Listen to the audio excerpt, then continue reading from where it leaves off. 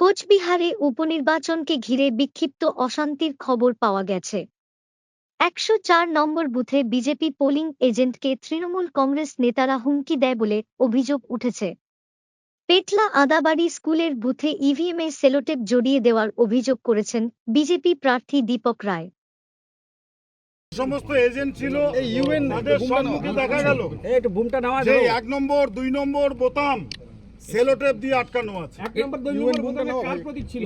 2 নম্বর বোতামে আমার নিজের প্রতীক ছিল। আর 1 নম্বরে আমি জানি না। আচ্ছা দাদা এদিকে তাকিয়ে আপনি কি বলছেন? আমি প্রিসাইডিং অফিসারকে বললাম যে এটা আপনাকে লক্ষ্য রাখতে হবে। উনি বললেন বারবার আমি দেখছি, কিন্তু আমি যখন গেলাম কি দেখছি আমি জানি না। এই তো দেখছেন আপনারা নমুনা। আমি আপনি মারি ফেলেন আধা ঘন্টার মধ্যে টাইম দিয়ে গেলাম। তুই কি দেখিস?